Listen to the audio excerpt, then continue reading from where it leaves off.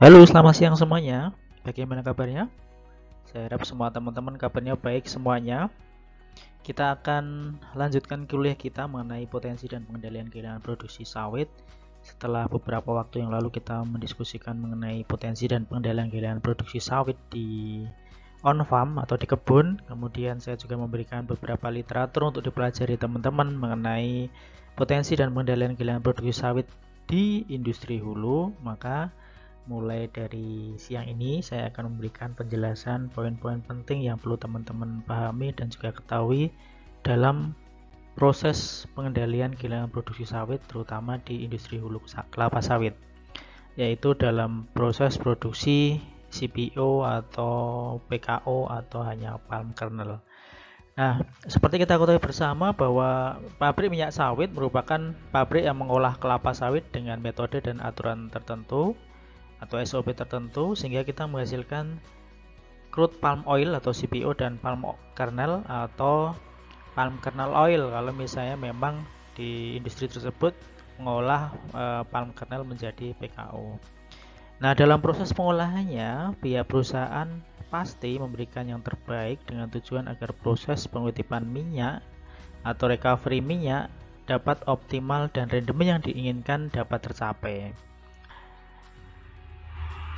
Nah, terkait dengan hal tersebut, maka perlu kita ketahui ini norma-norma yang menjadi kritis harus kita kendalikan agar kehilangan produksi sawit bisa kita tekan itu ada di mana dan bagaimana caranya melakukan tindakan-tindakan preventif agar hal tersebut bisa kita lakukan.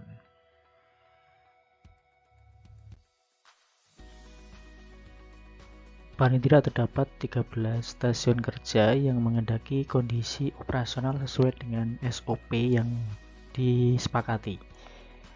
Nah, penyimpangan dari kondisi yang ditentukan berakibat penyimpangan hasil olah termasuk mutu produk maupun kehilangan produk, yaitu kehilangan minyak, losis minyak. Nah, tapi yang harus kita ketahui adalah pengendalian pabrik kelapa sawit saat beroperasi terkait dengan pengendalian kehilangan minyak ini merupakan serangkaian pekerjaan yang kompleks.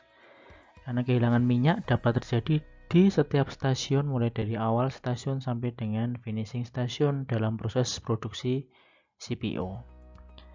Nah, tiap pabrik kelapa sawit memiliki norma atau standar yang berbeda-beda tergantung dari desain dan kondisi peralatan dari pabrik tersebut. Nah, kemudian apa nih fungsi norma atau standar di setiap pabrik?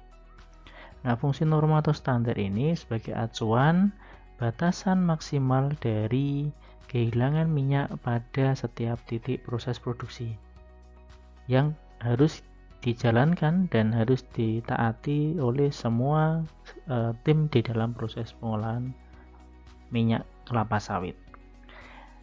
Nah, adanya norma ini juga kita pakai untuk evaluasi pelaksanaan proses produksi apakah sudah efisien atau belum. Nah, monitoring untuk norma atau standar dari setiap titik kehilangan proses produksi ini dilakukan biasanya 2 jam sekali di tempat-tempat yang sudah disepakati dalam proses produksi.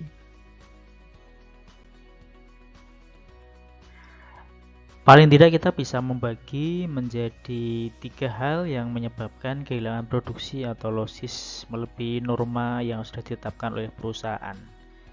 Yang pertama adalah karena kerusakan fisik, yang kedua adalah kerusakan mekanis, yang ketiga karena kerusakan kimia. Nah, ketiga hal ini yang menjadi penyebab utama nilai losis melebihi norma yang telah ditetapkan oleh perusahaan. Losis atau kehilangan produksi umumnya merupakan hal yang wajar dalam proses pengolahan kelapa sawit. Namun, angka losis pada beberapa titik perlu kita kontrol dan kita perhatikan agar rendemen sawit bisa tercapai. Jika angka losis melewati batas norma yang ditetapkan, bisa jadi terdapat kesalahan pada mesin atau salahnya perawatan mesin ataupun kegiatan yang tidak mengikuti SOP perusahaan, terutama SOP proses pengolahan di dalam pabrik.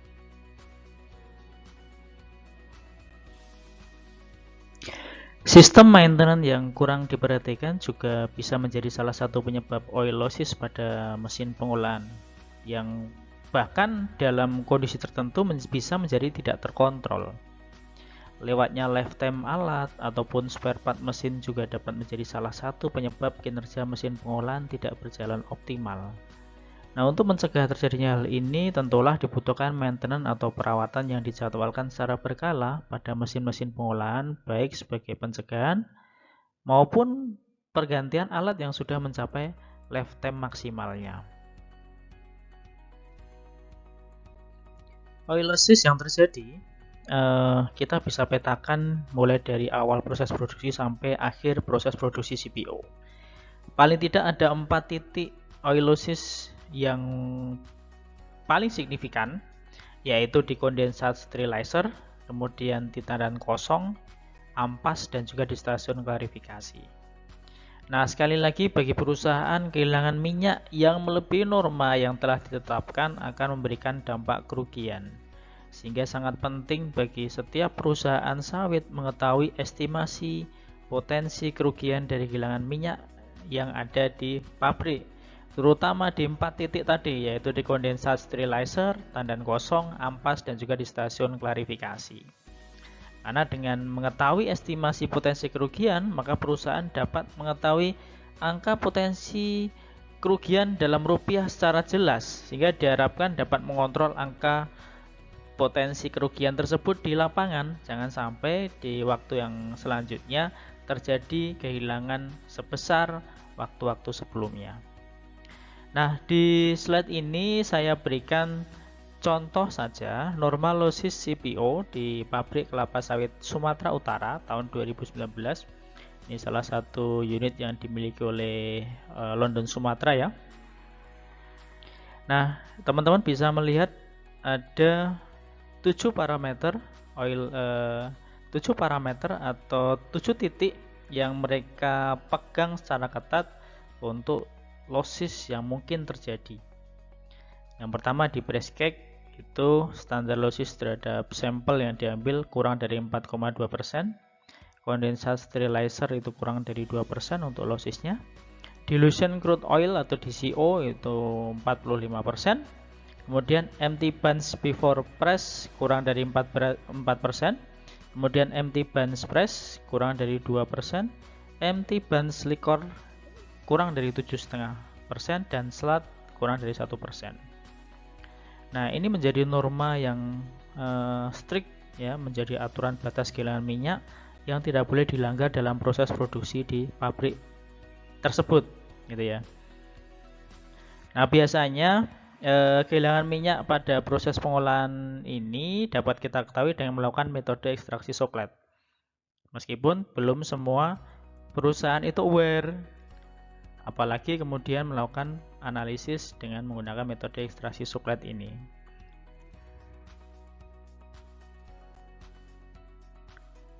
Kemudian ini adalah norma kehilangan minyak maupun inti. Dalam hal ini persen terhadap TPS. Nah, ini data yang saya ambil dari buku yang dikeluarkan oleh BPKS tahun 96 berjudul Teknologi Pengolahan Kelapa Sawit yang dikarang oleh Dr. Insinyur Ponten M. Naibahu. Nah, di sini kita bisa melihat bahwa setiap titik kehilangan yang bisa menambah losses minyak mempunyai norma batasan maksimal atau rentang kehilangan. Nah, untuk minyak CPO, kalau misalnya kita persenkan ke TPS, losses CPO yang diperbolehkan, ini totalnya aja ya di bagian bawah, untuk pabrik baru kurang dari 10 tahun maksimal 1,65%. Sedangkan untuk pabrik lama dengan usia operasional lebih dari 10 tahun maksimal kehilangannya adalah 1,90% TPS yang diolah.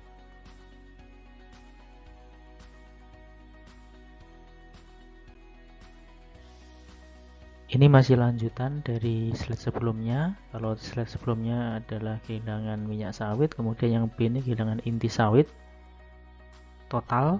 Jadi kehilangan inti sawit persen TPS yang diolah untuk norma yang ideal adalah kurang dari 0,60%. Artinya kalau misalnya kehilangan inti sawit persen TPS-nya di atas 0,60%, maka bisa disimpulkan bahwa efisiensi proses pengolahan inti tidak berjalan secara baik. karena losisnya melebihi norma atau tinggi.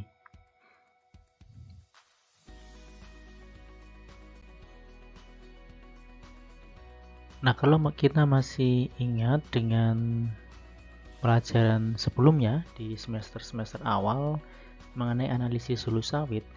Nah, analisis hulu sawit ini sebenarnya korelasinya ke tools yang digunakan untuk pengendalian losis atau kehilangan minyak di dalam proses. Kenapa? Karena di dalam analisis hulu sawit di laboratorium biasanya orientasinya ke dua aspek. Yang pertama adalah untuk mendeteksi terjadinya penurunan mutu, dan yang kedua adalah mendeteksi kehilangan minyak dan inti yang terjadi di dalam proses produksi. Untuk yang poin pertama, dalam konteks mendeteksi terjadinya penurunan mutu, kita ketahui adalah dari parameter analisis kadar ALB, baik itu di ALB buah rebusan, CPO maupun PKO. Kemudian juga kadar air di dalam minyak, di oil tank, oil purifier maupun CPO, kadar kotoran dalam CPO dan PKO, maupun nanti di parameter kadar inti berjamur dan berubah warna.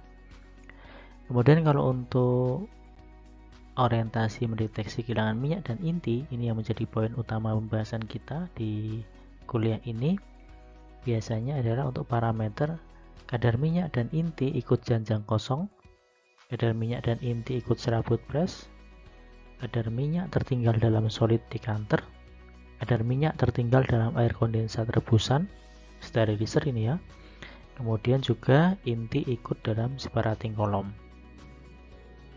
Nah, setiap poin tersebut mempunyai batas toleransi sebagai norma yang menjadi acuan proses produksi di pabrik kelapa sawit. Apabila norma dilampaui, berarti ada kerja peralatan yang kurang beres dan harus segera diperbaiki. Nah, tetapi untuk memperbaikinya perlu dicari faktor-faktor penyebabnya apa. Dan nantinya akan ditemukan beberapa kemungkinan yang harus diantisipasi oleh staf atau petugas yang ada di pabrik.